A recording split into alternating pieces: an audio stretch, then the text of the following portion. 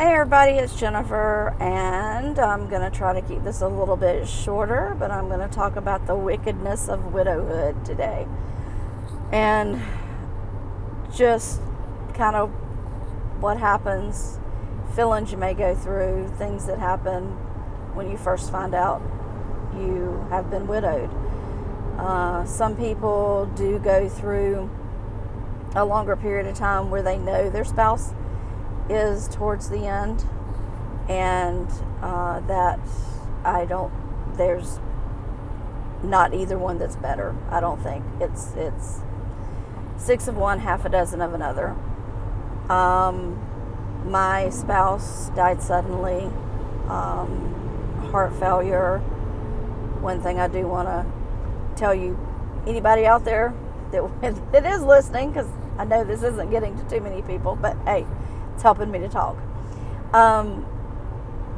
Shortness of breath is a very real sign of heart problems. If you have a spouse, a family member, a father, a mother, anybody in the family who notices that they're just short of breath, walking across a room, doing things they would normally do, and all of a sudden they cannot do those without getting very short of breath, see a doctor immediately. It's very real, and being a nurse and working in a cardiac area right now, that is one of the first signs that most of my patients tell me. Not pain, not chest pain, not neck pain, jaw pain, arm pain, shortness of breath. Please be aware of that. If you don't get another thing out of this, please be aware of that. What I want to talk about is the day that I found out that my husband had passed away. I'm a travel nurse, so I was working in Alexandria, Virginia. I was at work. Had my phone in my pocket. I usually had it on vibrate, just because I didn't normally look at it unless I was away from a patient. And I had been away from a patient at the time, and looked at the phone and saw that it was my nephew, who we took care of a good bit. I'm sorry for the shaky camera. I'm in the car.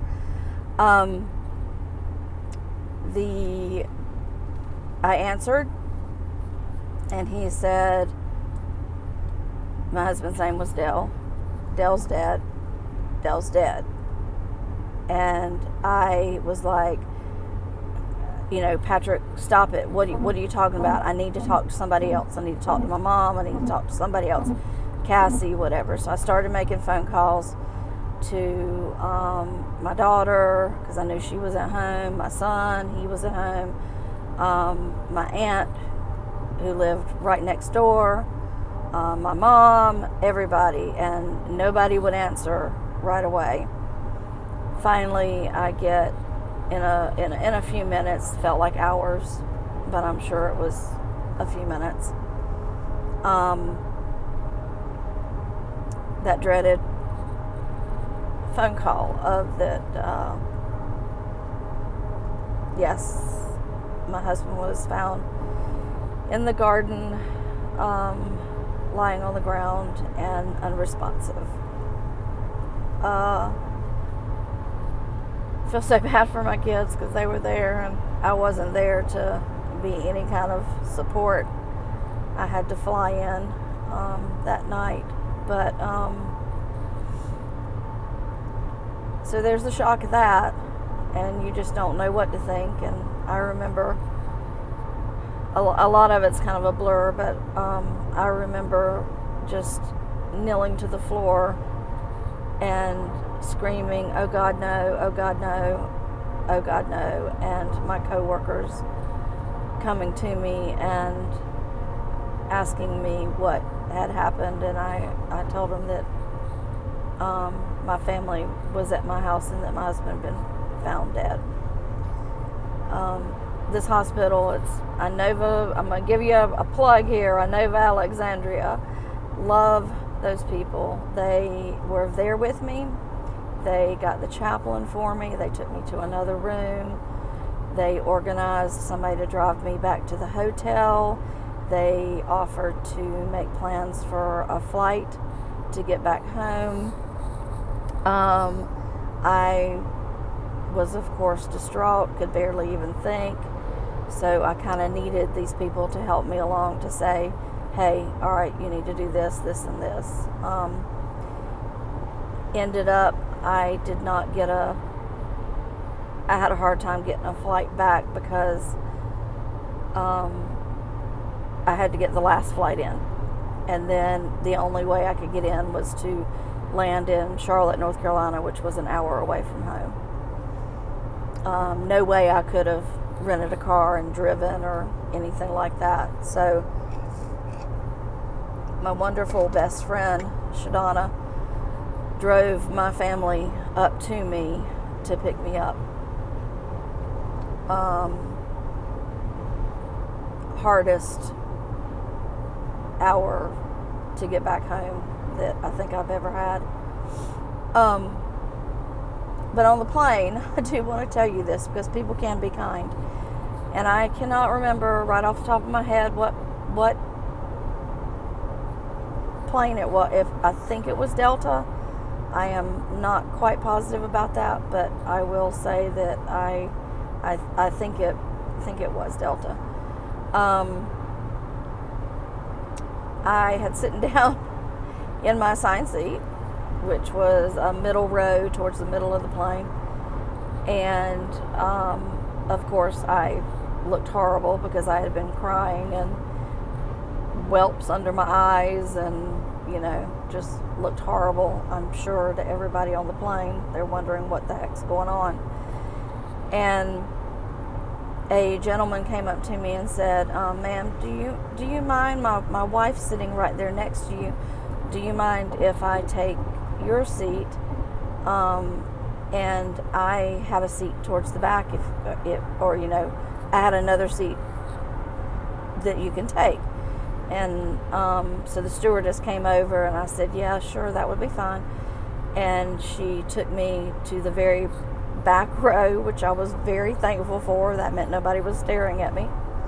And there was nobody on the other side either, so that was actually perfect.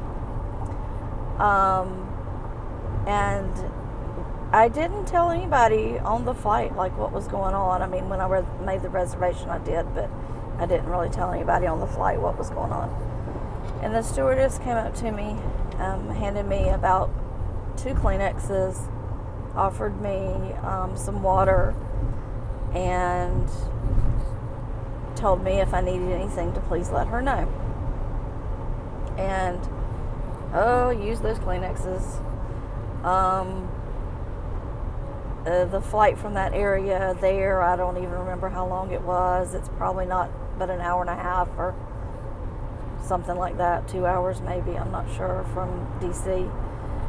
And she came back maybe 30 minutes later and handed me a couple of more Kleenexes, and again, you need any more water, and if I can get you anything, let me know. And she did this 3 or 4 times. I vowed and declared she was only giving me 1 or 2 Kleenexes at a time so she could have a reason to come back and make sure I was okay. I so appreciate that. Oh, the kindness of that was just, it was amazing. I'm sure they deal with stuff like that a lot, but so we get landing, and I had a notebook with me, and just a small little like journal type notebook, and I wrote a note in there about how special it was and how kind it was for them to for the flight attendant to be so attentive to me and bring me water and Kleenexes, and how kind she was to make sure that I knew that she was there if I needed her. And she and I said it in the seat, so that she would, I could make sure she got it, because I know they have things they have to do when we're deboarding.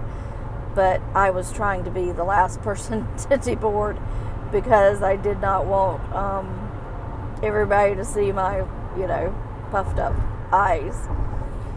So I got off the plane, and every person on that plane, including the pilots, were waiting on me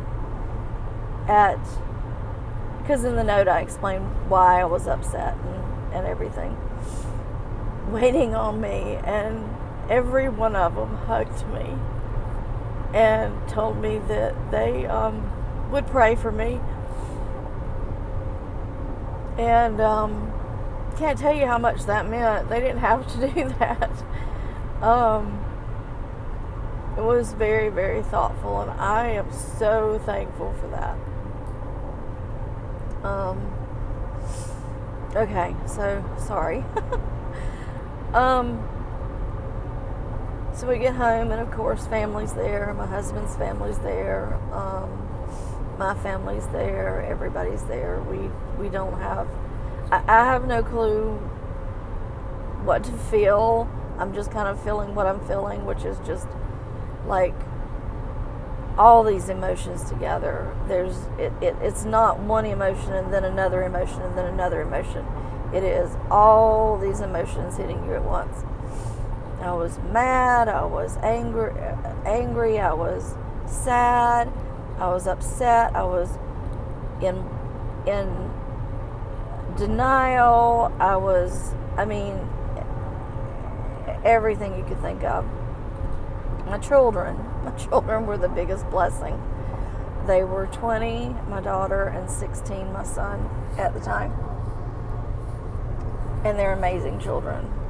I credit that to their father, because they had an amazing father, and they are a lot like him. And he was shining through them. God blessed me with those, that's for sure. And so that night, of course, everybody that found out came, and the next day, and we're making plans on, what we're doing, and I knew my husband's wishes, so we, knew we were going to cremate and all that kind of stuff, and figured out, which funeral home to use and all that. In the meantime, I couldn't sleep in our bed. My husband and I, mine bed, just because the last time I had slept in it, and every other time I slept in there with him. So I told my kids, I said, I think I'm just gonna sleep out here on the couch tonight. And next thing I know, both of them are down there with their pillows and blankets, and they're sleeping with me.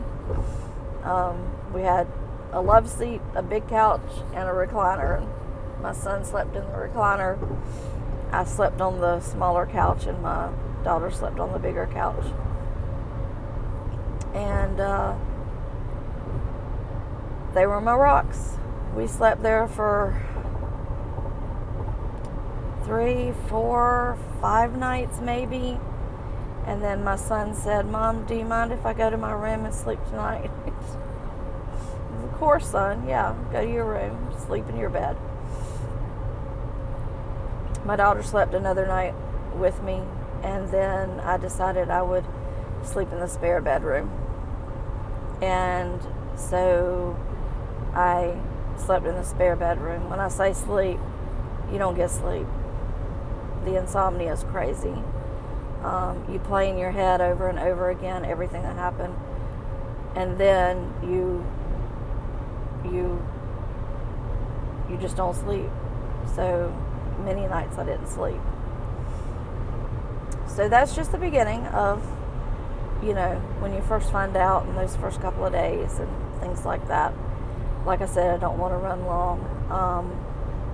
So next time we'll talk about something else, and I will, of course, try to add some good things in here that have happened, and ways that I know that my husband's still around and that he tries to watch over me as much as possible, because I'm a hot mess sometimes, so it takes an army. So from the crazy widow, I bid you adieu, and next time, talk to you later. And if you have any questions or comments, please post them. I'm not eligible to do live video. I don't know how you do that, whatever, on this platform, but I'll be glad to answer any questions that anybody has. And God bless, be prepared, take care of yourselves, and love each other. Thanks. Bye.